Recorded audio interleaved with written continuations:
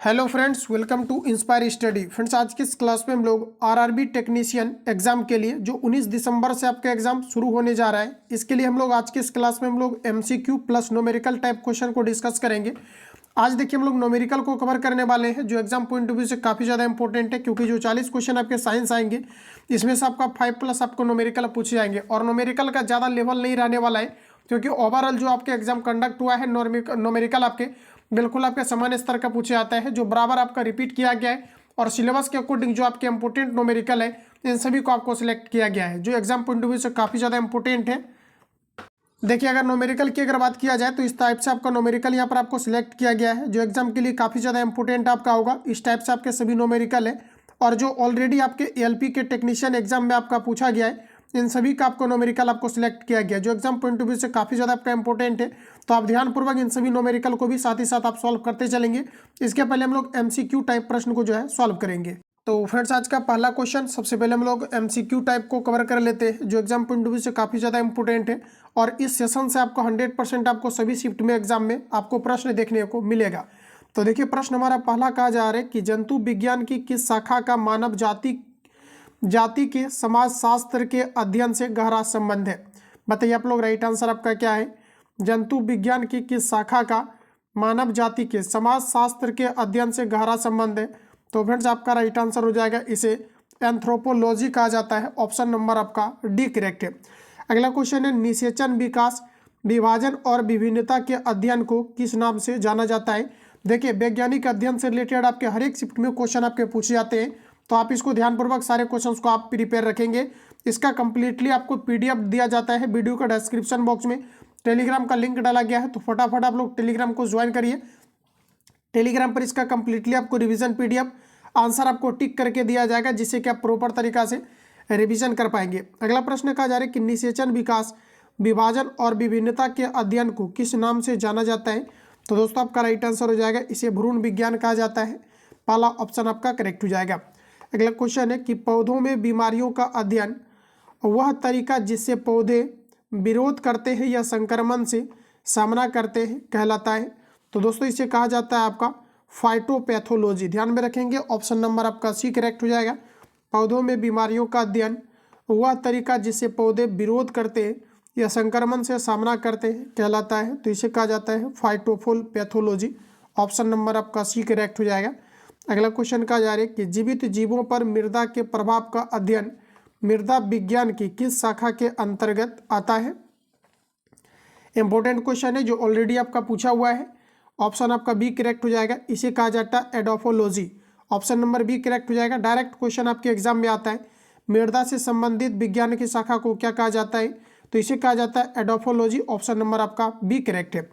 चलिए अगला प्रश्न देखते हैं। नेक्स्ट कहा जा रहा है कि निम्नलिखित में से शरीर विज्ञान एवं चिकित्सा की वह कौन सी शाखा है जो पुरुषों के विशिष्ट रोगों एवं स्थितियों से संबंधित है। तो दोस्तों, इसे कहा जाता है एंड्रोलॉजी। ऑप्शन नंबर आपका ए करेक्ट हो जाएगा। ज़्यादा से ज़्यादा क्वेश्चंस को आप रिपीट करने का प्रयास करेंगे। अगला प्रश्न है कि जंतु विज्ञान किसका अध्ययन है। बताइए आप लोग, सही आंसर क्या है। जंतु विज्ञान की दोस्तों बात करेंगे तो जंतु विज्ञान जानवरों का अध्ययन है। ऑप्शन नंबर सी करेक्ट हो जाएगा। कई बार प्रश्न आता है कि मनुष्य के वैज्ञानिक शाखा को क्या कहा जाता है। इसे दोस्तों कहा जाता है होमोसेपियंस। तो चीज़ें आपको याद में रखनी है। ऑप्शन आपका डी करेक्ट है। अगला क्वेश्चन है कि विज्ञान की एक शाखा जो जीवन या पृथ्वी से परे मौजूद जीवन की संभावनाओं से संबंधित है उसको क्या कहा जाता है। लगाइए आप लोग, राइट आंसर क्या है। तो इसे कहा जाता है exobiology. Option number B correct है। विज्ञान की एक शाखा जो जीवन या पृथ्वी के से परे मौजूद जीवन की संभावनाओं से संबंधित है, इसे कहा जाता है एक्सोबायोलॉजी। ऑप्शन नंबर आपका बी करेक्ट है। नेक्स्ट क्वेश्चन कहा जा रहा है कि डैश तत्वों और मानव जैसी प्रजातियों जैसे कि बंदर, बानर, वनमानुष आदि के व्यवहार का अध्ययन क्या कहलाता है। तो फ्रेंड्स, इसे कहा जाता है प्राइमेटोलॉजी। ऑप्शन नंबर आपका सी करेक्ट है। चलिए नेक्स्ट क्वेश्चन की ओर चलते हैं। अगला क्वेश्चन कहा जा रहा है कि निम्नलिखित में से चिकित्सा विज्ञान की कौन सी प्रशाखा यकृत के उपचार और अध्ययन से संबंधित है। चलिए आंसर बताइए। निम्नलिखित में से चिकित्सा विज्ञान की कौन सी शाखा यकृत के उपचार और अध्ययन से संबंधित है। तो देखिए, इसे कहा जाता है हेप्टोलॉजी। बी आपका करेक्ट हो जाएगा। इसको आप 2 से 3 बार अगर आप पूरा इस PDF को रिवीजन कर लेते हैं तो पूरा यहाँ से आपका कंप्लीट हो जाएगा। जितने भी आपका जो है आपके सब्जेक्ट आपका सिलेक्ट किया गया है, जितने भी आपका चैप्टर टच किया गया है टेक्नीशियन के नए एग्जाम पैटर्न में, खास करके मैं चैप्टर वाइज आपको कवर करा दिया हूँ, यानी कि पूरी तरीका से मैंने सिलेबस आपको खत्म करा दिया है। इसका रिवीजन PDF वीडियो के डिस्क्रिप्शन बॉक्स में लिंक डाला गया है, तो वहाँ पर आपको कंप्लीटली आपको PDF मिल जाएगा। तो जाकर के आप लोग कंप्लीटली रिवीजन करेंगे और पेड कोर्स का जितने भी आपका मटेरियल्स था ये सारा कुछ आपको जो है अब आपको पब्लिक ग्रुप में भी आपको देखने को मिलेगा। अगला क्वेश्चन है कि जीवों के वर्गीकरण से संबंधित जीव विज्ञान की शाखा को क्या कहते हैं? जीवों के वर्गीकरण से संबंधित जीव विज्ञान की शाखा को कहा जाता है वर्गीकरण विज्ञान। तो फर्स्ट ऑप्शन आपका करेक्ट है। निम्नलिखित में से कौन सा मकड़ियों का अध्ययन कहलाता है? ALP का पूछा हुआ क्वेश्चन है और आपका टेक्नीशियन का पहले आपका कंबाइंड एग्जाम होता था। आंसर लगाइए आप लोग। तो दोस्तों इसे कहा जाता है आर्कनोलॉजी। ऑप्शन नंबर आपका A करेक्ट हो जाएगा। चलिए अगला प्रश्न की ओर चलते हैं फ्रेंड्स। अगला क्वेश्चन है सोरोलॉजी डैश का अध्ययन कहलाता है? देखिए छिपकली का जो अध्ययन होता है इसे फ्रेंड्स आपके सोरोलॉजी कहा जाता है। ये भी क्वेश्चन आपका पूछा हुआ है, B ऑप्शन आपका करेक्ट हो जाएगा। चलिए अगला क्वेश्चन का आंसर लगाइए। नेक्स्ट क्वेश्चन है कजारे की डैश निम्नलिखित दस्तावेज है जो एक मानव विज्ञानी संस्कृति का चित्रण दर्शाते अनुसंधान से तैयार करता है। तो देखिए आपका राइट आंसर हो जाएगा, इसे एंथोग्राफी कहा जाता है। पहला ऑप्शन आपका करेक्ट हो जाएगा। पक्षियों के अध्ययन को क्या कहा जाता है? तो फ्रेंड्स याद रखनी है, पक्षियों से संबंधित विज्ञान की शाखा को ऑर्निथोलॉजी कहा जाता है। तो ऑप्शन नंबर आपका B करेक्ट है। नेक्स्ट क्वेश्चन कहा जा रहा है कि हेमेटोलॉजी का अध्ययन डैश से संबंधित है? हेमेटोलॉजी का अध्ययन फ्रेंड्स आपके संबंधित है, ऑप्शन नंबर B। रक्त से संबंधित विज्ञान की शाखा को हेमेटोलॉजी कहा जाता है। तो B ऑप्शन आपका करेक्ट हो जाएगा। अगला प्रश्न कहा जा रहा है कि मार्फोलॉजी क्या है? बताइए आप लोग, राइट आंसर आपका क्या है? मार्फोलॉजी की अगर यहाँ पर फ्रेंड्स बात करी जाए तो आपका सही आंसर हो जाएगा जीव की आकृति, उसकी संरचना, विशिष्ट संरचनात्मक गुणों का अध्ययन करना मार्फोलॉजी कहलाता है। तो C ऑप्शन आपका करेक्ट हो जाएगा। बिल्कुल आराम से चलना है इस सेशन में क्योंकि ये काफ़ी ज़्यादा फ्रेंड्स आपका इंपॉर्टेंट है। अगला प्रश्न है कि निम्नलिखित में से किसमें मनुष्य का अध्ययन होता है? तो देखिए मनुष्य का अध्ययन दोस्तों आपके होमोसेपियंस के अंतर्गत आता है, मतलब जो मनुष्य एक प्रकार का होमोसेपियंस प्राणी है। यहाँ पर देखिए आपका राइट आंसर हो जाएगा एंथ्रोपोलॉजी। C आपका सही है। प्राचीन काल के जानवरों, पौधों एवं अन्य जीवों से संरक्षित अवशेषों या चिन्हों के अध्ययन की विज्ञान की शाखा क्या कहलाती है? तो फ्रेंड्स इसे कहा जाता है जीवाश्म विज्ञान। ऑप्शन नंबर आपका C करेक्ट हो जाएगा, जिसे पेलियोंटोलॉजी के नाम से भी जानी जाती है। तो प्रश्न को एक बार रिपीट करना है। कहा जा रहा है प्राचीन काल के जानवरों, पौधों एवं अन्य जीवों के संरक्षित अवशेषों या चिन्ह के अध्ययन का विज्ञान क्या कहलाता है? तो इसे कहा जाता है जीवाश्म विज्ञान। तो C आपका सही है। नेक्स्ट क्वेश्चन कहा जा रहा है पेलियोंटोलॉजी डैश के अध्ययन से संबंधित है? चलिए आंसर बताइए। तो पेलियोंटोलॉजी जीवाश्मों के अध्ययन से संबंधित है। तो B आपका सही है। पादप विज्ञान फाइटोलॉजी में किसका अध्ययन किया जाता है? चलिए आंसर लगाइए। पादप विज्ञान के अंतर्गत पौधों का अध्ययन किया जाता है। ऑप्शन नंबर अगर आपने B को हिट किया है तो बिल्कुल आपका करेक्ट हो जाएगा। चलिए अगला प्रश्न देखिए। नेक्स्ट कहा जा रहा है ऑन्कोलॉजी किस बीमारी के उपचार से जुड़ा हुआ है? ऑन्कोलॉजी की फ्रेंड्स अगर बात करेंगे तो आपका राइट आंसर हो जाएगा कैंसर से। कैंसर से जो आपके उपचार से संबंधित वैज्ञानिक शाखा है इसे ऑन्कोलॉजी कहा जाता है। तो C आपका यहाँ पर सही है। चलिए नेक्स्ट प्रश्न देखते हैं। कहा जा रहा है ऑर्निथोलॉजी किसका एक अध्ययन है? 2 से 3 बार इस PDF को आपको कंप्लीटली आपको रिवीजन कर लेना है, सारी चीज़ें यहाँ से आपके कवर हो जाएगा। अगला कहा जा रहा है कि ऑर्निथोलॉजी किसका एक अध्ययन है? ये आपको पर पूछा है। ऑर्निथोलॉजी की दोस्तों बात करेंगे तो आपका राइट आंसर हो जाएगा B, सपनों का अध्ययन है। अगला प्रश्न कहा जा रहा है कि टॉक्सिकोलॉजी किसका अध्ययन है? देखिए जहर या विष की अगर बात करेंगे तो इसकी वैज्ञानिक शाखा जो अध्ययन है ये आपका कहलाता है टॉक्सिकोलॉजी। तो B ऑप्शन आपका यहाँ पर करेक्ट हो जाएगा। अगला प्रश्न है कि सेरीकल्चर किससे संबंधित है? काफ़ी इंपॉर्टेंट क्वेश्चन है जो रेलवे इसको बार बार रिपीट किया है। सेरीकल्चर इसमें से किसका अध्ययन है? तो आपका सही आंसर हो जाएगा रेशम कीड़ों का पालन करना सेरीकल्चर कहलाता है। तो C ऑप्शन आपका करेक्ट हो जाएगा।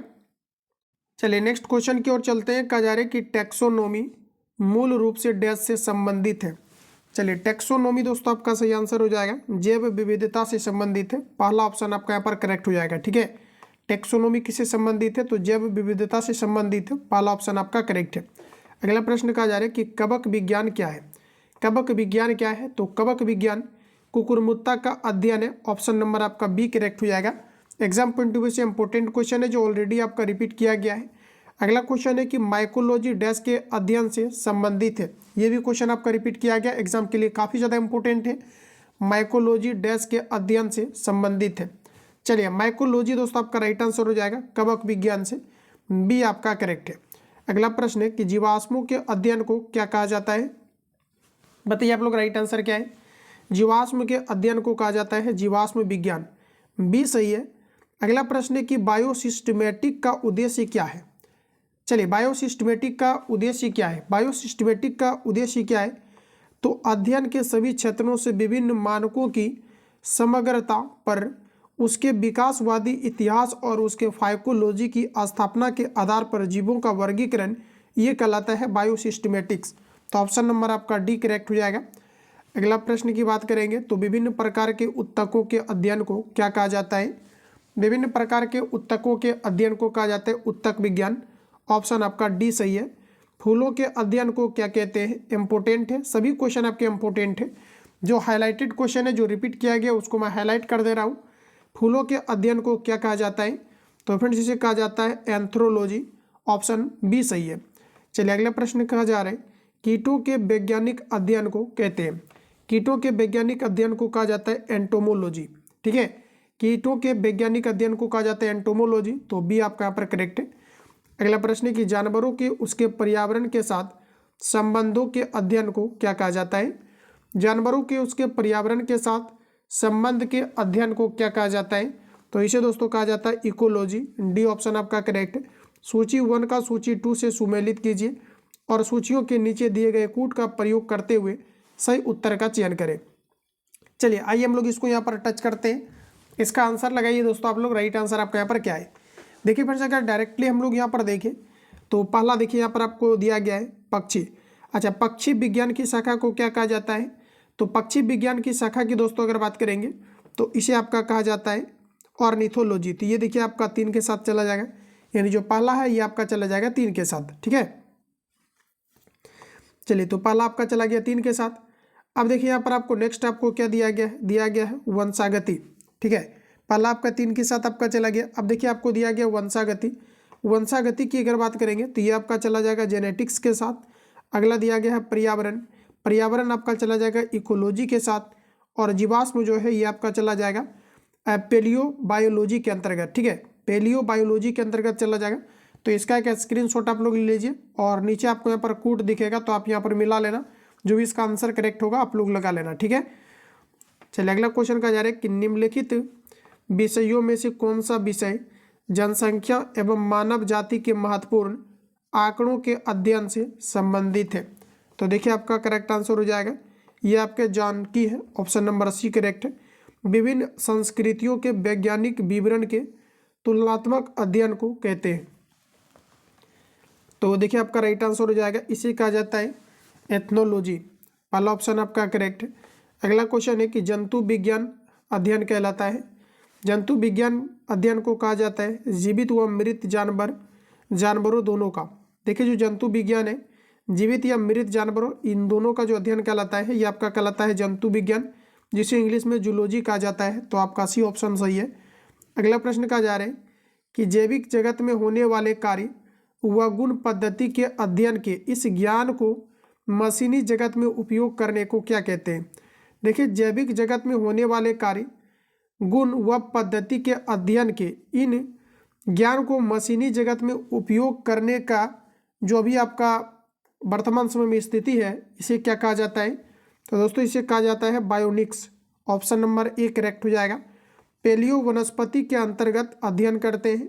पेलियो वनस्पति के अंतर्गत अध्ययन किया जाता है आपका। देखिए, पेलियो वनस्पति की अगर बात करेंगे, जीवाश्म का अध्ययन, शैवाल का अध्ययन, फफूंदी का अध्ययन, इनमें से कोई नहीं हो जाएगा, यानी कि ऑप्शन आपका डी करेक्ट है। अगला प्रश्न कहा जा रहा है कि निम्नलिखित युग्मों में से कौन सा सुमेलित नहीं दिया गया है, ये आपको यहाँ पर बताना है। देखिए दोस्तों, यहाँ पर आपको दिया गया एपीकल्चर, ये शहद की मक्खी से संबंधित है। सेरीकल्चर सिल्क वर्म से संबंधित है। पीसीकल्चर दिया गया है लाख का कीड़ा, जो हमारा बिल्कुल गलत है। हार्टिकल्चर फूल का संवर्धन से संबंधित है। तो यहाँ पर देखिए आपका राइट आंसर ऑप्शन आपका सी करेक्ट हो जाएगा। जो कि आपका गलत दिया गया है। अगला क्वेश्चन फ्रेंड्स कहा जा रहा है कि जेरोंटोलॉजी निम्नलिखित में से किसके अध्ययन से संबंधित है। चलिए आंसर लगाइए, इसका राइट आंसर क्या है। जेरेंटोलॉजी इनमें से आपका किससे संबंधित है, तो देखिए आपका राइट आंसर हो जाएगा वृद्ध से संबंधित है। अगला क्वेश्चन है कि लेक्सिकोग्राफी का संबंध किससे है। देखिए दोस्तों, अगर बात करेंगे हम लोग लेक्सिकोग्राफी का, तो आपका बी करेक्ट हो जाएगा, शब्दकोश के संयोजन से लेक्सिकोग्राफी संबंधित है। बी ऑप्शन आपका सही है। नेक्स्ट क्वेश्चन कहा जा रहा है कि सब्जी के लिए काम आने वाले पौधे के अध्ययन को क्या कहते हैं। तो दोस्तों इसे कहा जाता है ओलेरी कल्चर। डी ऑप्शन आपका करेक्ट है। सब्जी के लिए काम आने वाले पौधों के अध्ययन को कहते हैं ऑरेली कल्चर। डी ऑप्शन आपका सही है। रेशम कीट पालन को कहते हैं, रेशम कीट पालन को कहा जाता है सेरीकल्चर। तो सी ऑप्शन आपका करेक्ट हो जाएगा। मधुमक्खी का उपयोग किया जाता है, मधुमक्खी का उपयोग किया जाता है एपीकल्चर में। मधुमक्खी पालन जो है ये आपका एपीकल्चर कहलाता है। तो सी आपका करेक्ट हो जाएगा। निम्नलिखित में से कौन सा एक सही सुमेलित नहीं दिया गया है। चलिए इंपॉर्टेंट क्वेश्चन है, आंसर लगाइए आप लोग। राइट आंसर क्या है, तो यहाँ पर देखिए आपका दोस्तों दिया गया हॉर्टिकल्चर, ये आपका गलत है। सब्जियों का अध्ययन ये बागवानी कल्चर के अंतर्गत आ जाएगा। यहाँ पर हॉर्टिकल्चर दिया गया है जो आपका बिल्कुल गलत है। बाकी देखेंगे तो फूलों का अध्ययन फ्लोरिकल्चर, फलों का खेती एग्रोनॉमी, और देखिए फलों की खेती ये आपका पोमोलॉजी कहलाता है, फसलों की खेती एग्रोनॉमी कहलाता है। तो सी ऑप्शन आपका करेक्ट हो जाएगा। अगला प्रश्न कहा जा रहा है कि विटीकल्चर के दौरान निम्नलिखित में से कौन सा एक उत्पादित होता है। विटीकल्चर की दोस्तों बात करेंगे, इसमें अंगूर का उत्पादन किया जाता है, ये आपका विटीकल्चर कहलाता है। डी करेक्ट है।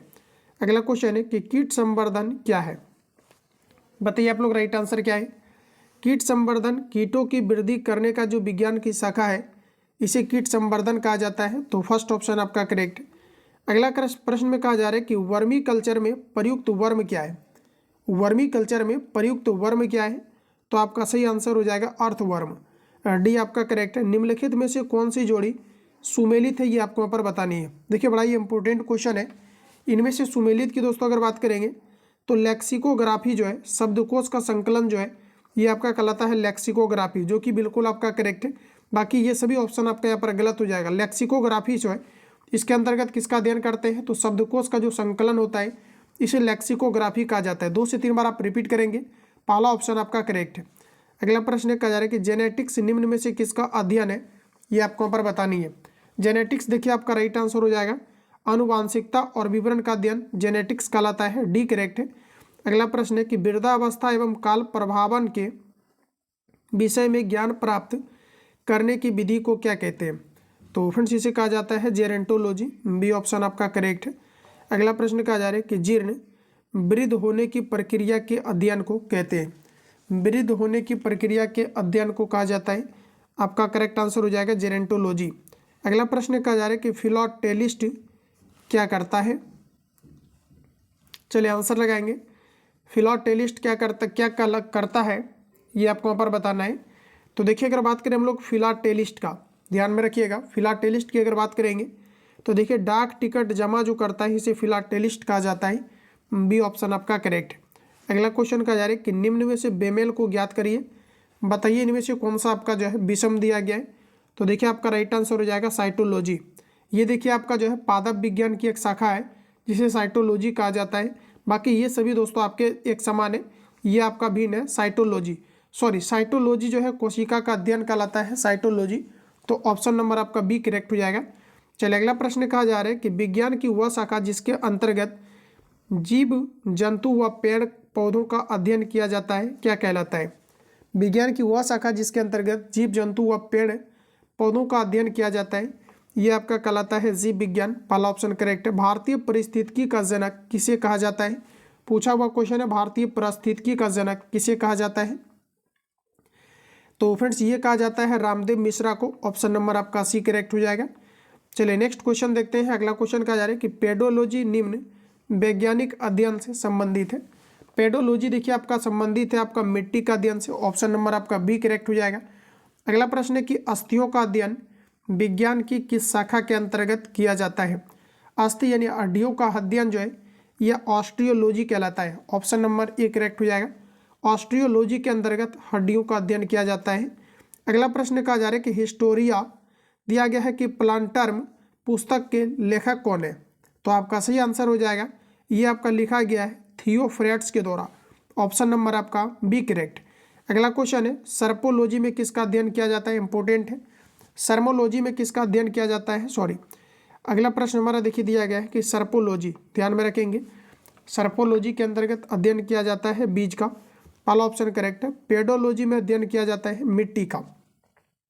ऑप्शन के अकॉर्डिंग हमारा राइट आंसर हो जाएगा भूमि का। ऑप्शन नंबर आपका बी करेक्ट है। अगला क्वेश्चन है कि टीकाकरण के जनक कौन है? बताइए, टीकाकरण के जनक कौन है? तो आपका राइट आंसर हो जाएगा एडवर्ड जेनर, बी आपका करेक्ट हो जाएगा। चेचक का जो टीका का खोज है एडवर्ड जेनर के द्वारा किया गया था, और जो चेचक है ये वेरियोला वायरस के कारण से होते हैं। जीवाणु विज्ञान का जनक किसे कहते हैं? फ्रेंड्स याद रखना है, जीवाणु विज्ञान का जनक ल्यूमेन हॉक को कहा जाता है। तो बी ऑप्शन आपका यहाँ पर करेक्ट हो जाएगा। चलिए नेक्स्ट क्वेश्चन की ओर चलते हैं, और आपके जो है 6 से 7 क्वेश्चन आपके बचे हुए हैं इनका। अगला क्वेश्चन है आधुनिक वर्गीकरण के पिता कौन है? आधुनिक वर्गीकरण के पिता कौन है? तो आपका राइट आंसर हो जाएगा ये आपका कैरोलस लिनियस है, जो आधुनिक वर्गीकरण का पिता है। अगला प्रश्न दोस्तों कि लिनियस ने जीवधारियों को कितने भागों में बांटा है? लिनियस ने जीवधारी को कितने वर्गों में बांटा है? तो आपका राइट आंसर हो जाएगा 2 वर्गों में, बी ऑप्शन आपका करेक्ट। अगला प्रश्न है कि विटेकर ने जीवधारियों को कितने भागों में वर्गीकृत किया है? विटेकर ने जीवधारियों को कितने वर्गों में वर्गीकृत किया है? तो ऑप्शन नंबर आपका बी करेक्ट हो जाएगा, 5 वर्गों में। कोरोलस लिनियस ने जीवों की द्विनाम पद्धति को कब प्रचलित किया था? कैरोलस लिनियस ने जीवों की द्विनाम पद्धति को किस वर्ष प्रचलित किया था? तो आपका यहाँ पर राइट आंसर हो जाएगा ये किया था 1773 में। तो सी ऑप्शन आपका सही है। जीव विज्ञान के जनक के नाम से किसे जाना जाता है? तो आपका राइट आंसर हो जाएगा अरस्तु को, पहला ऑप्शन आपका करेक्ट है। चलिए नेक्स्ट क्वेश्चन की ओर चलते हैं। अगला प्रश्न कहा जा रहा है परागकणों का अध्ययन कहलाता है? तो फ्रेंड्स आपका राइट आंसर हो जाएगा परागकण का अध्ययन कहलाता है palynology. Option number B correct हो जाएगा। परागकणों का अध्ययन क्या कहलाता है? तो पेलिनोलॉजी कहलाता है, बी ऑप्शन आपका राइट होगा। सर्पों के विषय में जानकारी प्राप्त करना क्या कहलाता है? तो इसे कहा जाता है सर्पेटोलॉजी, पहला ऑप्शन आपका यहाँ पर करेक्ट है। चलिए नेक्स्ट क्वेश्चन कहा जा रहा है कि श्वेत क्रांति का जनक किसे कहा जाता है? श्वेत क्रांति दुग्ध उत्पादन से संबंधित है, और ये विलियम हॉर्वे आपका राइट आंसर हो जाएगा। डॉक्टर वर्गीस कुरियन आपका करेक्ट आंसर हो जाएगा, जो श्वेत क्रांति से संबंधित है। अगला प्रश्न है कि भारतीय जीवाश्म विज्ञान का जनक किसे कहा जाता है? भारतीय जीवाश्म विज्ञान का जनक ये कहा जाता है बीरबल साहनी को। ऑप्शन नंबर बी करेक्ट हो जाएगा। बीरबल साहनी को भारतीय जीवाश्म विज्ञान का जनक कहा जाता है। तो बी ऑप्शन आपका यहाँ पर दोस्तों करेक्ट हो जाएगा। चलिए तो यहाँ से आपका जो है MCQ आपका खत्म होता है। अब देखिए न्यूमेरिकल टाइप पर हम लोग दोस्तों चलते हैं। यहाँ पर देखिए आपको चीज़ें थोड़ा सा ध्यान में देनी है। देखिए गति का आपका जो मोशन का पहला इक्वेशन होता है B = U + आपका AT होता है, जबकि ग्रेविटेशनल कांस्टेंट से रिलेटेड अगर क्वेश्चन पूछा जाता है, किसी वस्तु को ऊपर की ओर उठाया जाता है, तो वैसे केस में आपका B = U + आपका GT आपका हो जाता है, और G का जो वैल्यू होता है ये आपका 9.8 मीटर पर आपका सेकेंड स्क्वायर होता है। तो गति का पहला इक्वेशन आपको डायरेक्ट पूछा जाता है इनमें से कौन सा गति का पहला समीकरण है, तो आपका UT + आपका AT हो जाएगा। जबकि दोस्तों अगर आपको दूसरा समीकरण पूछा जाता है तो S = UT + आपका हाफ AT² हो जाता है। जबकि किसी वस्तु को ऊपर या नीचे की बात करेगा तो वैसे केस में एक जगह पर आपको यहाँ पर आपको G रखना है। गति का जो हमारा तीसरा इक्वेशन होता है, थर्ड इक्वेशन होता है V = U² + आपका 2AS होता है। अब यहाँ से देखिए प्रश्न हमारा पूछा जाता है गति का पहला समीकरण इनमें से दर्शाता है, तो वैसे केस में दोस्तों आपको U को हमेशा आपको खत्म कर देना है और A को आपको खत्म कर देना है। माइंड में फिट ही रखिए कि U को हमेशा खत्म कर देना है, A को हमेशा आपको खत्म कर देना है। कोई भी इक्वेशन में तीनों में से कोई इक्वेशन आपको देकर के 100% आपके एग्जाम में आएंगे क्वेश्चन, तो यहाँ से आपको खत्म करना है। तो ये क्या बताएगा? तो आपका बताएगा वेग और आपके समय को बताएगा। क्लियर हो गया? पूछेगा गति का दूसरा इक्वेशन क्या बताता है, तो हमें माइंड में फिट है कि U को यहाँ से खत्म करना है, साथ ही साथ A को खत्म करना है। तो ये क्या बताएगा? तो दोस्तों जो आपका S होता है ये स्थिति बताता है, डिस्प्लेसमेंट बताता है, और T आपका टाइम बताता है। तो यहाँ पर क्या हो जाएगा? स्थिति और आपके समय को बताएगा। अब देखिए अगर पूछेगा गति का तीसरा इक्वेशन क्या निम्न में से बताता है, तो वैसे केस में हमें U को खत्म करना है, A को खत्म करना है, तो ये आपका बताएगा वेग और आपकी स्थिति को बताएगा। तो ये पॉइंट यहाँ से आपको इतनी चीज़ें आपको याद में रखनी है। चलिए अगला क्वेश्चन हम लोग न्यूमेरिकल को अब देखते हैं। न्यूमेरिकल देखिए पहला आपके सामने आ चुका है। पहला न्यूमेरिकल है किसी वस्तु का नियत त्वरण 10 मीटर पर सेकेंड स्क्वायर है तथा प्रारंभिक वेग 100 मीटर पर सेकेंड है, कितने समय बाद इसका वेग दोगुना हो जाएगा, ये आपको यहाँ पर बताना है। पूछा हुआ क्वेश्चन है, आंसर लगाइए। इसका करेक्ट आंसर आपका क्या होगा, कितने समय बाद पूछा है कि दोगुना हो जाएगा। देखिए यहाँ पर आपका ए बराबर आपको दिया गया है 10 मीटर पर सेकेंड स्क्वायर, यू बराबर आपको दिया गया है जो कि आपका प्रारंभिक वेग है 100 मीटर पर सेकेंड, और देखिए वी यानी कि आपको ये पूछा है कि कितने समय बाद वेग दोगुना हो जाएगा। मतलब वेग पहले देखिए आपका कितना है, प्रारंभिक वेग आपका 100 मीटर आपका पर सेकेंड है और आपको हो कितना जाना है तो दोगुना, यानी कि आपका 200 मीटर पर सेकेंड जो हो जाना है ये कितने समय के बाद हो जाएगा, ये पूछा है, यानी कि आपको टाइम निकालना है। तो इसका देखिए आपका फॉर्मूला होता है बी इक्वल टू आपका यू टी प्लस आपका सॉरी बी इक्वल टू आपका यहाँ पर फॉर्मूला हो जाएगा यू प्लस ए टी, ध्यान रखेंगे यू प्लस आपका यहाँ पर ए टी हो जाएगा। तो यहाँ पर देखिए आपका भी का मान कितना दिया गया है, तो आपको यहाँ पर हो जाएगा 200, यू का मान दिया गया है आपका 100 और प्लस ए यहाँ पर आपको देख लीजिए, ए यहाँ पर चूंकि आपको दिया नहीं गया है 9 आपका 8 होता है, यहाँ पर आप 10 के करीब आप ले लीजिए तो 10 हो जाएगा और आपको समय टी आपको लगा देना है। अब देखिए सिंपली 100 इधर ला करके माइनस करेंगे तो आपका बचेगा 100 और 10 से 10 को कैंसिल आउट करेंगे तो आपका राइट आंसर जो आ जाएगा ये आपका आ जाएगा 10 सेकंड। तो पहला जो है क्वेश्चन में आपका ऑप्शन नहीं दिया गया है, बाकी सभी में आपको ऑप्शन आपको दिखेगा। चलिए अगला क्वेश्चन देखिए, नेक्स्ट आपको आ चुका है सामने। पूछा है कि जब कोई वस्तु बल की दिशा में 1 मीटर की दूरी पर 1 न्यूटन बल के द्वारा चलती है तो किए गए कार्य की मात्रा कितनी होगी, ये आपको यहाँ पर पूछा है। तो दोस्तों यहाँ पर आपको W पूछा जा रहा है और जो आपका फॉर्मूला होता है W equal to F S cos theta होता है। W इक्वल टू फॉर्मूला होता है एफ एस आपका कॉस थीटा, ठीक है। अब देखिए प्रश्न में कहा जा रहा है 1 मीटर, ठीक है, तो 1 मीटर और आपका 1 न्यूटन, तो देखिए 1 इंटू आपका यहाँ पर 1 मीटर डिस्प्लेसमेंट हो रहा है, 1 इंटू 1 करेंगे तो इसका करेक्ट आंसर जो आएगा W बराबर आपका 1 आपका जूल आएगा, जो ऑप्शन नंबर हमें डी में दिया गया है, तो डी ऑप्शन आपका यहाँ पर करेक्ट हो जाएगा।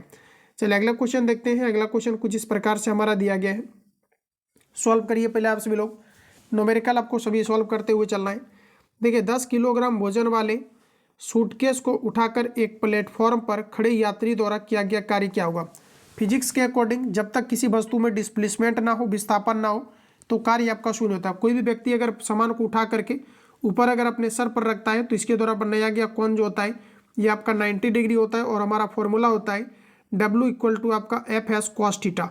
अब देखिए थीटा के जगह पर अगर 90 को पुट करेंगे तो कॉस थीटा का जो 90 का वैल्यू होता है ये 0 हो जाता है और वैसे केस में आपका जो है कार्य आपका 0 हो जाता है। तो इस हिसाब से अगर आप देखेंगे तो हमारा राइट आंसर ऑप्शन आपका बी करेक्ट हो जाएगा। यहाँ पर किसी प्रकार का कार्य आपका नहीं होगा, तो बी ऑप्शन आपका करेक्ट हो जाएगा। चलिए नेक्स्ट क्वेश्चन देखते हैं फ्रेंड्स। कहा जा रहा है कि निम्नलिखित में से किसमें कोई कार्य नहीं किया जाता है, बताइए राइट आंसर क्या है। कपिल अपने कंधे पर 10 किलोग्राम भार लेकर खड़ा है, तो यहाँ पर किसी प्रकार का कार्य नहीं होगा क्योंकि डिस्प्लेसमेंट नहीं होगा तो कार्य नहीं होगा फिजिक्स के अकॉर्डिंग, तो आपका पहला ऑप्शन करेक्ट है। अगला प्रश्न है एक कुली 100 मीटर की दूरी तक 50 न्यूटन का भार उठाता है, उसके द्वारा किया गया कार्य क्या होगा, बताइए आप लोग राइट आंसर क्या है। तो यहाँ पर देखिए आपका पूछा है कि इसको उठा करके रखता है, तो यहाँ पर भी आपका कार्य हो जाएगा 0, बनाने की आवश्यकता नहीं है, सी ऑप्शन आपका करेक्ट है। चलिए अगला प्रश्न हमारा कहा जा रहा है कि किसी वस्तु द्वारा किया गया कार्य 56 जूल है और उस पर लगाया गया बल 7 न्यूटन है, तो विस्थापन क्या होगा। W इक्वल टू हमारा फॉर्मूला होता है एफ एस कॉस थीटा। यहाँ पर एंगल से रिलेटेड चर्चा नहीं है क्वेश्चन में, तो कॉस थीटा का यूज नहीं करेंगे। अब देखिए आपको जूल में दिया गया है 56, तो 56 रख दीजिए 56, 7 न्यूटन आपको दिया गया है तो 7 हो जाएगा। एस पूछा है, डिस्प्लेसमेंट पूछा है, 7 से कैंसिल आउट करेंगे तो 7 8 आपका 56, जो एस इक्वल टू आपका मान आएगा ये आपका आ जाएगा 7 मीटर। अब देख लीजिए यहाँ पर आपका 8 मीटर आपका राइट आंसर हो जाएगा, जो कि ऑप्शन हमें सी में दिया गया है, तो सी ऑप्शन आपका यहाँ पर करेक्ट आंसर रहेगा। चलिए अगला प्रश्न दोस्तों नेक्स्ट हम लोग देखते हैं। क्वेश्चन कहा जा रहा है 98 जूल ऊर्जा 80 किलोग्राम के भार को उठाने के लिए खर्च की गई द्रव्यमान डैश की ऊंचाई तक उठाया गया है, बताइए तो आप लोग राइट आंसर आपका क्या है। सॉल्व कीजिए इसको, राइट आंसर आपको बताना है। देखिए जब भी किसी वस्तु को ऊपर की ओर उठाया जाता है तो आपको पोटेंशियल एनर्जी निकालना रहता है। पोटेंशियल एनर्जी का हमारा फॉर्मूला होता है mgh। अब देखिए यहाँ पर आपको दिया गया है दोस्तों, पोटेंशियल एनर्जी जो होता है ये आपका PE आपका इक्वल टू हो जाएगा ऑलरेडी देखिए आपको दिया गया 9800 जूल कार्य हो चुका है, तो 9800 जूल आपका हो जाएगा। एम का वैल्यू यहाँ पर आपको 80 दिया गया है। अब देखिए जी आप 9.8 यहाँ पर आप ले सकते हैं क्योंकि यहाँ पर कटने वाला टर्म है। अब देखिए आपको एच पूछा जा रहा है तो एच यहाँ पर आप ले लीजिए। इसको देखिए दोस्तों अगर हम लोग सॉल्व करेंगे तो यहाँ से आपका कैंसिल आउट होगा 10, यहाँ से देखिए आपका 0 कट जाएगा। अब देखिए इसको आपको यहाँ पर सॉल्व करना है। देखिए 98 से इसको अगर कैंसिल आउट करिएगा तो ये आपका 100 बार में आपका कट जाएगा। यहाँ से आप इसको जो है भाग दे दीजिएगा तो इसका दो राइट आंसर आपका निकल कर गएगा 12.5 आपका 5 आएगा, निकालिएगा तो ऑप्शन नंबर आपका यहाँ पर सी करेक्ट हो जाएगा। चलिए अगला प्रश्न यहाँ पर देखिए, आपको कुछ चीज़ें याद में रखना है। अगर प्रतिरोध को श्रेणी क्रम में जोड़ा जाता है तो आपका सीधा प्लस कर देना है, R1 प्लस R2 प्लस आपको R3 कर देना है। वही समांतर क्रम में अगर जोड़ा जाता है तो 1 अपॉन आपका R1 प्लस 1 अपॉन R2 ऐसे करके आपका डॉट डॉट आपका चलता है, ठीक है। इसका देखिए इससे आधारित आपका न्यूमेरिकल दिया गया है, जैसे कि 3 ओम 2 ओम और 5 ओम के क्रमशः 3 प्रतिरोध को 12 वोल्ट की बैटरी से श्रेणी क्रम में जोड़ा जाता है तो प्रतिरोध का कुल प्रतिरोध क्या होगा, ये आपको यहाँ पर पूछा है। तो देखिए फ्रेंड्स यहाँ पर आपको सिंपली सॉल्व करना है। पूछा रहे कि परिपथ का कुल प्रतिरोध क्या होगा, ये आपको यहाँ पर बताना है। चलिए आंसर इसका करिए आप सभी लोग। राइट आंसर आपका यहाँ पर क्या आ रहा है, तो देखिए यहाँ पर आपका सिंपल सा क्वेश्चन पूछा गया है। ये जो 12 वोल्ट दिया गया इससे कोई मतलब है नहीं, टोटल आपको प्रतिरोध पूछा गया है, श्रेणी क्रम में है तो 3 2 5 और 5 आपका 10 हो जाएगा, यानी कि आपका 10 ओम आपका राइट आंसर होगा, जो कि ऑप्शन नंबर आपको बी में दिया गया है। चलिए अगला क्वेश्चन की ओर चलते हैं फ्रेंड्स। अगला क्वेश्चन हमारा नेक्स्ट आपको देखिए कहा जा रहा है कि 10 ओम 12 ओम और 24 ओम के 3 प्रतिरोध 250 वोल्ट सप्लाई से समांतर क्रम में जुड़े हैं, प्रत्येक प्रतिरोध पर विभवांतर का मान क्या होगा, ये आपको पर पूछा रहा है। देखिए जब भी कभी किसी रेसिस्टेंस को समांतर क्रम में जोड़ा जाता है तो जो आपका विभवांतर होता है वोल्ट होता है, ये दोस्तों आपको याद रखना है कि ये आपका चेंज नहीं होता है, तो ऑप्शन नंबर आपका ये करेक्ट हो जाएगा। जबकि इसमें आपका धारा का मान जो होता है ये आपका बदलता है। ये कॉन्सेप्ट मैंने ऑलरेडी आपको कवर कराया हुआ है, तो यहाँ पर देखिए आपका पहला ऑप्शन आपका करेक्ट हो जाएगा, सॉल्व करने की आवश्यकता ही नहीं है। अगला क्वेश्चन है कि 10 ओम के 2 समान प्रतिरोध समांतर रूप से जोड़े गए हैं, समांतर रूप से जोड़े गए हैं, यह संयोजन 10 ओम के तीसरे प्रतिरोध से जोड़ा जाता है तो संयोजन का समकक्ष प्रतिरोध डैश के बराबर होगा। देखिए क्वेश्चन में आपको ये पूछा जा रहा है कि जो पहला आपका जो है 10 ओम का जो 2 प्रतिरोध है इसे आपका समांतर क्रम में जोड़ा गया है, ठीक है। पहला जो जोड़ा गया है ये आपका समांतर क्रम में आपको जोड़ा गया है। फिर दोस्तों यहाँ पर आपको पूछे जा रहे हैं कि यह जो है संयोजन 10 ओम के तीसरे प्रतिरोध से जोड़ा जाता है तो संयोजन का समकक्ष प्रतिरोध किसके बराबर होगा, ये आपको यहाँ पर पूछा रहा है। सबसे पहले इसको आप सॉल्व करके इसका आंसर निकालिए। करेक्ट आंसर आपको यहाँ पर क्या आ रहा है आप सभी लोगों का, तो देखिए यहाँ पर आपको सिंपली आपको सॉल्व करना है। तो इसका देखिए आपको क्या करना है कि सबसे पहले इसको समांतर क्रम में आप जोड़ लीजिए, तो 1/, यहाँ पर आपका 10 प्लस 1/, यहाँ पर आपका 10 हो जाएगा, 1 अपॉन आपका आर हो जाएगा। इसको देखिए एलसीएम लेंगे तो यहाँ पर आपका 10 हो जाएगा, ऊपर आपका हो जाएगा 2, इसको कैंसिल आउट करेंगे तो 1 अपॉन आपका 5 होगा। 1 अपॉन अपने आर निकाला हुआ, इसको जैसे पलटेंगे तो आर इक्वल टू आपका यहाँ पर आ जाएगा 5 ओम आपका दोस्तों आ जाएगा। अब पूछा है कि जो है आपका 10 ओम के तीसरे यानी कि आपके संयोजन में जोड़ा जाता है और ये आपका सीरीज में, तो 10 और 5 सीधा आपका हो जाएगा 15, यानी कि ऑप्शन नंबर आपका सी करेक्ट है। चलिए अगला प्रश्न की ओर चलते हैं। नेक्स्ट क्वेश्चन हमारा देखिए दिया गया है 20 ओम के 2 प्रतिरोध को समांतर क्रम में एक दूसरे के साथ जोड़ा जाता है। समांतर क्रम में जोड़ा जा रहा है तो 1 अपॉन आपका 20 प्लस 1 अपॉन आपका 20 हो जाएगा। इसको देखिए आप कैलकुलेट करेंगे तो ऊपर में हो जाएगा 2, इसको डायरेक्टली अगर सॉल्व करेंगे तो ये आपका 10 ओम हो जाएगा। इतना आपको जरूर आपको समझ में आ रहा होगा, ठीक है। तो 10 आ गया। अब कहा जा रहा है यहाँ पर आपका कि फिर इस संयोजन को 10 ओम के प्रतिरोध से जोड़ा जाता है, ठीक है। 10 ओम के प्रतिरोध से जोड़ा जाता है तो आपको पूछा जा रहा है ये कि इसका जो है समतुल्य प्रतिरोध क्या होगा। तो यानी कहने का मतलब है कि 10 इसी संयोजन में 10 ओम के प्रतिरोध को जोड़ा जाता है श्रेणी क्रम में, ठीक है। इसका कहने का मतलब यही हुआ क्वेश्चन में। तो आपका हो जाएगा 10 प्लस आपका 10 हो जाएगा, तो इसको देखिए ऐड करेंगे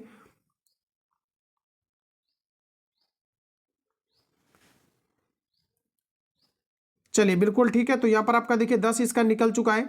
अब इसको पुनः जो है इसके साथ आपका जोड़ा जा रहा है श्रेणी क्रम में, तो यहाँ पर देखिए 10 और 10 आपका कितना हो जाएगा, आपका 20 हो जाएगा। और इस प्रकार से दोस्तों आपका राइट आंसर ऑप्शन आपका डी करेक्ट हो जाएगा, 20 ओम। ध्यान में रखेंगे ऑप्शन नंबर आपका डी करेक्ट हो जाएगा। इसको एक बार रिपीट कर लेना आप सभी लोग पहले, जैसे कि अभी ऑलरेडी हम लोगों ने इस क्वेश्चन को सॉल्व भी किया हुआ है। 20 ओम का प्रतिरोध है, आपको जो है समांतर क्रम में आपको जोड़ना है पैरेलल में, तो यहाँ पर आपका इसका 10 हो जाएगा। फिर इसके साथ पूछा रहे कि संयोजन को 10 ओम के प्रतिरोध से जोड़ा जाता है। तो यानी 10 ओम के प्रतिरोध से जोड़ा जाता है। यहाँ पर क्लियर नहीं है कि किस रूप में, तो पूछा जा रहा है कि समायोजन को, तो पूछा जा रहा है, तो यहाँ पर आपका राइट आंसर हो जाएगा 10 प्लस आपका 10, पूरा आपका यहाँ पर हो जाएगा 20। ऑप्शन नंबर आपका डी करेक्ट हो जाएगा। चलिए अगला प्रश्न की ओर चलते हैं फ्रेंड्स। अगला क्वेश्चन हमारा दिया गया है, समांतर क्रम में संयोजित 10 ओम और 40 ओम के दो प्रतिरोध का निवल प्रतिरोध कितना होगा, ये आपको यहाँ पर बताना है। तो देखिए समांतर क्रम में आपको जोड़ना है, तो ये आपका 1 अपॉन आपका 10 हो जाएगा प्लस 1 अपॉन आपका 40 हो जाएगा। एलसीएम लेंगे तो आपका 40 आएगा, 4 ऊपर हो जाएगा, नीचे आपका जो आपका यहाँ पर 1 हो जाएगा। इसको कीजिएगा तो ये आपका 5 अपॉन आपका 10 हो जाएगा। कट करेंगे 1 बटे आपका 8 आएगा, पलटेंगे तो ये आपका 8 आ जाएगा, यानी कि ऑप्शन नंबर यहाँ पर आपका डी करेक्ट हो जाएगा। चलिए अगला क्वेश्चन आपके सामने आ चुका है। कहा जा रहा है कि क्रमशः 2 ओम और 3 ओम प्रतिरोध वाले दो प्रतिरोध को समांतर क्रम का प्रभावी प्रतिरोध कितना होगा। तो देखिए समांतर क्रम में जोड़ा जा रहा है, तो 1 अपॉन आपका आर इक्वल टू 1 अपॉन आपका यहाँ पर 2 प्लस 1 अपॉन आपका यहाँ पर 3 हो जाएगा। इसका देखिए एलसीएम लेंगे तो ये आपका आ जाएगा 6, और ऊपर में आपका हो जाएगा 3 प्लस आपका 2, तो ये आपका देखिए 5 अपॉन आपका 6 हो जाएगा। इसको जैसे आप पलटेंगे तो ये आपका हो जाएगा 6 अपॉन आपका 5, 6 अपॉन आपका 5 इसका करेक्ट आंसर होगा। बाकी देखिए 6 अपॉन आपका यहाँ पर 5 आया हुआ है, इसको आप लोग डिवाइड कर लीजिए, इसका जो भी आंसर आएगा आप सभी लोग इसको जो है सॉल्व करके लगा लेना, ठीक है। आगे बढ़ जाते हैं दोस्तों, इसका जो भी आंसर आएगा देख लेना आप लोग, इसका 1 पॉइंट आपका 2 आ जाएगा, सॉल्व कर लेना। चलिए अगला क्वेश्चन की ओर चलते हैं फ्रेंड्स। अगला क्वेश्चन कहा जा रहा है कि 2200 वाट का एक इलेक्ट्रिक टोस्टर 220 वोल्ट पर संचारित होता है, इसकी कुंडली का प्रतिरोध डैश होगा। आपको देखिए रेसिस्टेंस आपको पूछे जा रहे हैं, सॉल्व करिए, इसका राइट आंसर आपका क्या आएगा। देखिए हमारा फॉर्मूला होता है P इक्वल टू आपका वी स्क्वायर अपॉन आपका आर, इसको मैंने ऑलरेडी आपको कवर भी कराया हुआ है। इसका पूछा रहे कि रेसिस्टेंस क्या होगा, ये आपको यहाँ पर पूछा रहे। तो देखिए आर इक्वल टू आपका वी स्क्वायर अपॉन आपका यहाँ पर हो जाएगा पी। अगर हम लोग आर इक्वल टू लेकर के चले तो आपका हो जाएगा वी स्क्वायर अपॉन आपका यहाँ पर पी हो जाएगा। भी का मान देखिए यहाँ पर आपको दिया गया 200 आपका 20 दिया गया है, ठीक है। तो आइए हम लोग इसको डायरेक्ट अब सॉल्व कर लेते हैं। तो यहाँ पर आपका देखिए 200 आपका 20 हो जाएगा, और भी स्क्वायर है तो 220 आपका फिर हो जाएगा, और नीचे में आपका देखिए यहाँ पर हो जाएगा 2200। देखिए फ्रेंड्स यहाँ पर आपका जो है 0 से 0 आपका कट जाएगा, डबल 0 से, तो यहाँ पर आपका डबल 0 कैंसिल आउट हो जाएगा। देखिए आपका 22 से 22 कट जाएगा, तो यहाँ पर आपका 22 आपका राइट आंसर आएगा, जो कि ऑप्शन नंबर आपको बी में दिया गया है। तो बी आपका बिल्कुल करेक्ट हो जाएगा। न्यूमेरिकल आपका सेम टाइप आएगा, ध्यानपूर्वक आप सारे न्यूमेरिकल को सॉल्व करिए। अगला प्रश्न कहा जा रहा है कि 4 ओम प्रतिरोध प्राप्त करने के लिए 12 ओम के कितने प्रतिरोधकों को समांतर क्रम में संयोजन किया जाना चाहिए। तो देखिए आप इसको डायरेक्टली सॉल्व करने के लिए यहाँ से इसमें आप डिवाइड लगा दीजिए, ठीक है। तो ये आपका देखिए 4 3 12 यानी कि 3 आएगा, जो कि ऑप्शन नंबर आपको सी में दिया गया। या तो फिर आप ऐसा करिए 12 ओम का 3 आप प्रतिरोध ले लीजिए, ठीक है। 12 ओम का जो है 3 प्रतिरोध ले लीजिए, देखिए आपका आ जाएगा आंसर 1 अपॉन आपका 12 हो जाएगा, 1 अपॉन आपका 12 हो जाएगा, 1 अपॉन आपका 12 हो जाएगा। एलसीएम लीजिएगा तो 12 आएगा, ऊपर आपका 3 होगा, 3 से कैंसिल आउट करेंगे। कितने प्रतिरोध के बारे में पूछा रहे, 4 प्रतिरोध के बारे में पूछा रहे, तो ऊपर आपका 4 होगा, एक और ऐड करिए, 4 3 12 आपका 3 राइट आंसर आ जाएगा। तो इसको आप यहाँ पर सॉल्व करेंगे। चलिए अगला क्वेश्चन कहा जा रहा है 12 वोल्ट की एक बैटरी से 12 वोल्ट की एक बैटरी आर प्रतिरोध वाले एक प्रतिरोध के टर्मिनल के बीच जो है आपका संयोजित है। यदि प्रतिरोध से 2.4 एम्पियर की धारा प्रभावित होती है तो आर का वैल्यू क्या होगा, ये आपको यहाँ पर पूछा रहे हैं। चलिए इसको सॉल्व करिए आप लोग, राइट आंसर आपका क्या आ रहा है, आंसर इसका लगाइए आप लोग, सही आंसर आपका क्या आ रहा है। तो देखिए फ्रेंड्स आपको सिंपल से क्या करना है, आपको आर पूछा रहे, आर इक्वल टू हमारा फॉर्मूला होता है भी अपॉन आपका आई। अब देखिए यहाँ पर आपका भी का वैल्यू दिया गया ऑलरेडी आपको 12, देखिए आई का वैल्यू दिया गया है 2.4। इसको एनएम में चेंज करने के लिए 10 टू दी पावर आपको 3 से मल्टीप्लाई आपको कर लेना है, 10 टू दी पावर माइनस आपको 3 से कैलकुलेट कीजिएगा, इसका करेक्ट आंसर आपका आ जाएगा। सॉल्व करने के बाद इसका राइट आंसर आपका आ जाएगा 500। तो इसको यहाँ पर आप लोग सॉल्व करेंगे, क्लियर है। चलिए नेक्स्ट क्वेश्चन की ओर चलते हैं। अगला क्वेश्चन देखिए, अगला प्रश्न दोस्तों नेक्स्ट का जा रहा है कि 12 ओम 24 ओम के 3 प्रतिरोध समांतर क्रम में संयोजित है, इस संयोजन का प्रतिरोध डैश होगा। समांतर क्रम में जोड़ा गया है तो 1 बट्टे आपका 12 प्लस 1 बट्टे आपका यहाँ पर 24 हो जाएगा। एलसीएम इसका लीजिएगा तो ये आपका 24 हो जाएगा। ऊपर देखिए आपका यहाँ पर हो जाएगा 12 दूना 24, 2 और 1 आपका हो जाएगा, तो ये आपका देखिए 3 बटे आपका 24 हो जाएगा। 3 से कैंसिल आउट करेंगे तो 3 8 आपका 24, 1 बटे 8 हो जाएगा। पलटिएगा तो इसका राइट आंसर 8 आ जाएगा। यानी कि ऑप्शन नंबर आपका सी करेक्ट है।